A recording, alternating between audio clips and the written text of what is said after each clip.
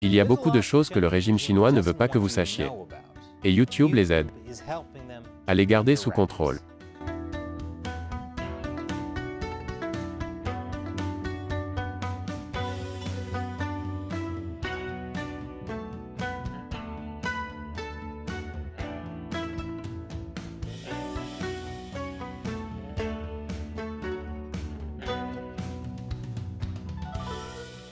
Bienvenue à Chine non censurée, je suis Chris Chappell. Tout d'abord, je tiens à annoncer que nous avons une toute nouvelle chaîne consacrée aux jeux vidéo, appelée Joueurs Invaincus. Nous l'avons créée en partie parce que YouTube est en train de tuer lentement Chine non censurée. Parler de politique tout en jouant à des jeux vidéo est l'une de nos stratégies de repli pour contourner la censure de YouTube. Le prochain épisode portera sur Street Fighter et le mondialisme. Vous allez adorer. Par ailleurs, nous ne l'avons pas mentionné dans l'épisode, mais je suis presque sûr que Blanca est une chimère homme-animal, créée dans un laboratoire chinois au fin fond de la jungle amazonienne. Mais oui, je suis désolé de le dire, YouTube a dévoilé une nouvelle stratégie pour saper sérieusement nos efforts pour dénoncer le Parti communiste chinois, la restriction de l'âge. Je soupçonne les comptes robots pro-CCP de signaler en masse nos épisodes jusqu'à ce que YouTube les restreigne en fonction de l'âge. Nous savons que la Chine utilise activement des comptes zombies pour diffuser ses récits sur les médias sociaux. Certains ont estimé qu'au moins 15% des comptes chinois sur Twitter sont des robots. Je suppose que ça pourrait être pire. Au moins, ils n'envoient pas d'autres types de robots après nous. Pas encore. En fait, nous en savons beaucoup sur la Chine et Twitter maintenant, grâce à un dénonciateur de Twitter.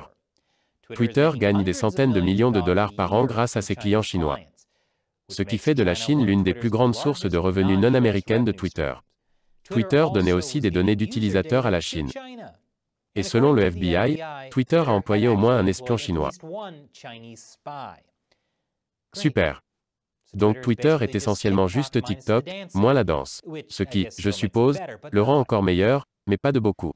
Maintenant, Twitter est beaucoup plus petit que YouTube. On peut donc se demander, si le régime chinois met autant d'efforts dans Twitter, ce qui se passe dans les coulisses de YouTube et de Google. Je vous ai déjà parlé de la façon dont YouTube se trouve justement à démonétiser les épisodes qui couvrent des sujets dont le régime chinois ne veut vraiment pas que les gens parlent. En gros, toute notre couverture des manifestations de Hong Kong en 2019 a été démonétisée. Y compris lorsque nous sommes allés à Hong Kong et sommes restés pendant des semaines pour couvrir ces manifestations en direct. 2 fois. C'était tellement mauvais qu'un journaliste a même écrit un article sur le fait que nous avions été démonétisés. Et puis YouTube a commencé à inverser une partie de cette démonétisation. Après que ce journaliste a commencé à leur poser des questions à ce sujet.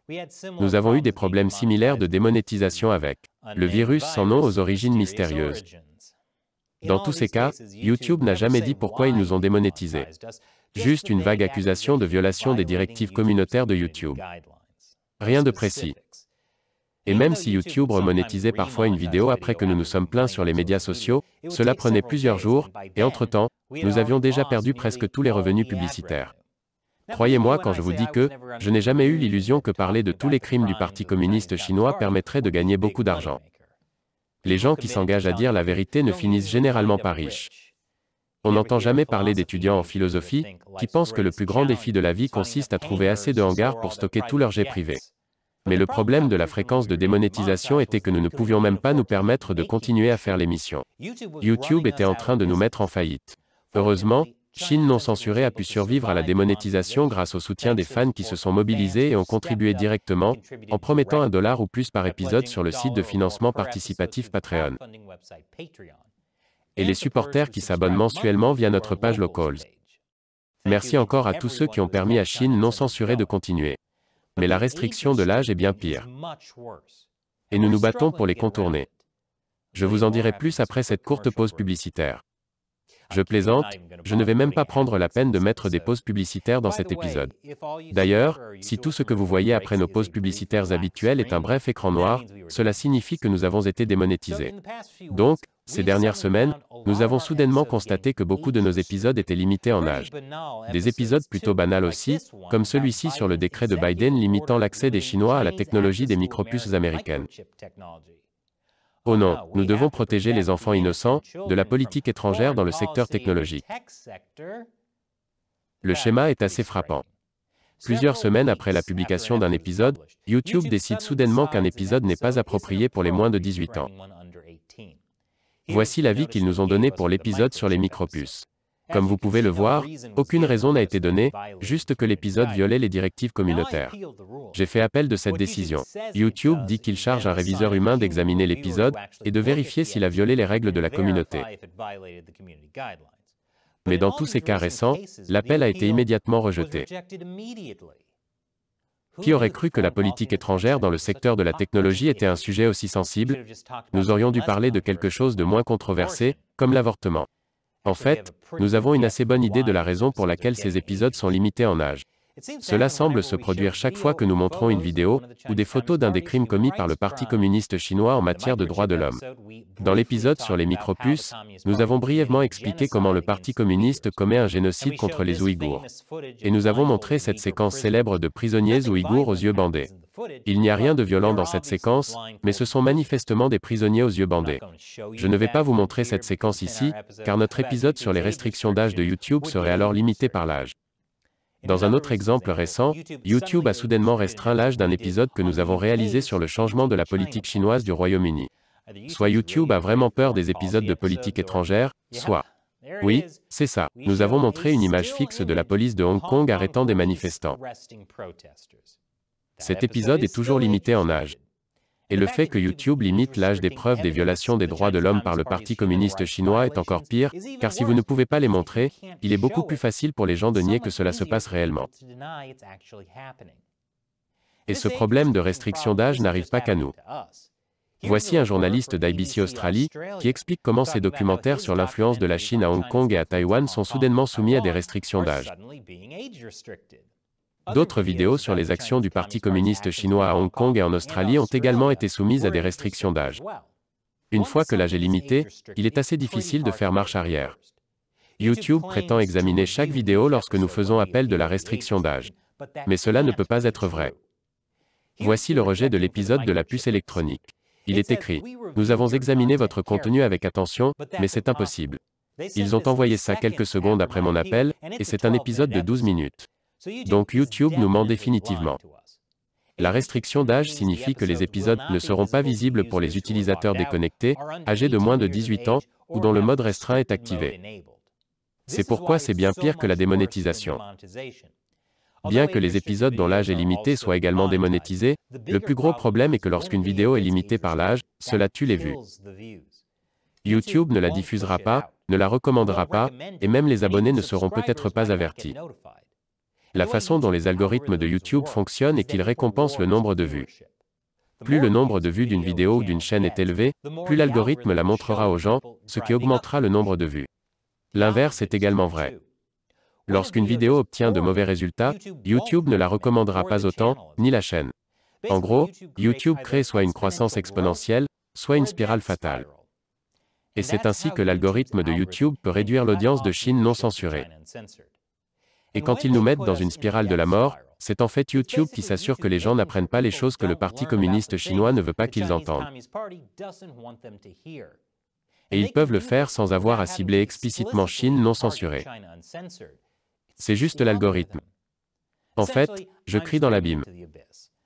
Et quand vous hurlez dans l'abîme vous répond en hurlant. Je paraphrase le philosophe Friedrich Nietzsche, qui a écrit ça dans un de ses jets privés. C'est ainsi que je crois que les contre-robots pro-CCP jouent avec l'algorithme de YouTube pour essayer activement d'empêcher les gens de voir Chine non censurée. Des téléspectateurs me disent constamment que YouTube ne les avertit pas des nouveaux épisodes, même s'ils sont abonnés, et que la cloche de notification est activée. Et maintenant, je pense que nous savons pourquoi. Peut-être qu'un jour, les connexions de YouTube et de Google en Chine seront révélées, comme c'est le cas pour Twitter. Mais en attendant, que pouvons-nous faire dès maintenant? La meilleure solution est de rejoindre l'armée de 50 centimes de Chine non censurée sur Patreon. Si vous adhérez à Patreon, vous recevrez une notification chaque fois qu'un nouvel épisode sera publié. Ainsi, même si YouTube tente de l'enterrer, vous serez informé de la publication d'un nouvel épisode. Pour rejoindre la communauté de Chine non censurée, créez un compte Patreon ou connectez-vous si vous en avez déjà un. Choisissez le niveau auquel vous souhaitez adhérer. Vous pouvez commencer avec $1 par épisode, ou faire une promesse plus importante pour obtenir des avantages supplémentaires. Nous produisons environ 18 épisodes par mois. Si cela représente une somme trop importante pour vous, vous pouvez fixer une limite mensuelle à la contribution que vous souhaitez apporter. Vraiment, tout ce qui peut aider. Bien que plus de soutien nous aide à produire plus de contenu. Quoi qu'il en soit, une fois inscrit, vous serez toujours averti des nouveaux épisodes, et vous bénéficierez d'autres avantages, notamment la possibilité de me voir répondre à votre question à la fin d'un épisode. J'apprécie vraiment chaque personne qui s'inscrit, car c'est grâce à vous que Chine non censurée est possible. La question d'un partisan de Patreon d'aujourd'hui vient de Ringleader. Et Chris, lorsque le PCC s'effondrera, qu'arrivera-t-il aux pays qui font partie des projets CER? Je suis très heureux que vous ayez dit « quand » et non « si », Ringleader. Alors oui, le Parti communiste chinois a piégé de nombreux pays du monde entier dans la dette grâce à ses projets de la ceinture et la route. L'un des désastres les plus célèbres est le Sri Lanka. Le Premier ministre a déclaré cette année que le pays tout entier était en faillite. Je ne peux pas dire que le PCC soit le seul responsable de cette situation. Mais la dette massive du Sri Lanka envers la Chine a certainement joué un rôle. Qu'arrivera-t-il donc à tous ces pays lorsque le PCC s'effondrera? Eh bien, la première chose qui se produira est que toute cette dette sera immédiatement remise en question. Tout d'abord, je doute que de nombreux projets de la ceinture et de la route puissent être poursuivis sans l'impulsion du régime chinois. De nombreux projets pourraient donc ne pas être réalisés ou être à moitié terminés. Mais au moins, la dette qui est associée pourrait tout simplement disparaître. C'est un peu comme lorsque le Fire Festival a été révélé comme une escroquerie. Ce n'est pas comme si le type qui l'avait organisé était en prison et continuait à envoyer des agents de recouvrement aux personnes qui n'avaient pas encore payé leur billet. Beaucoup de choses dépendront du type de gouvernement qui remplacera le Parti communiste. J'espère une société libre et ouverte. Une société qui ne fera pas le même genre d'affaires que le PCC fait avec les dictateurs du monde entier. C'est vrai, beaucoup de projets de la ceinture et la route ont été conclus avec des dictateurs. Le PCC contribue à soutenir ces régimes corrompus aux dépens des populations de ces pays. Sans le soutien du PCC, il est possible que ces régimes ne survivent pas. Quand on y regarde de plus près, le PCC contribue activement à rendre le monde pire. Lorsqu'il disparaîtra, le monde changera probablement pour le mieux, d'une manière que nous ne pouvons même pas imaginer. Excepté le fait que nous n'aurons plus besoin de Chine non censurée. Ce qui serait triste. Sauf si vous vous abonnez à Joueurs Invaincus. On peut faire cette émission pour toujours. Peut-être que notre prochain épisode sera sur la politique étrangère du royaume du champignon. J'espère qu'ils ne décideront pas de nous imposer une limite d'âge pour ça. Merci pour votre question et votre soutien, Ringleader.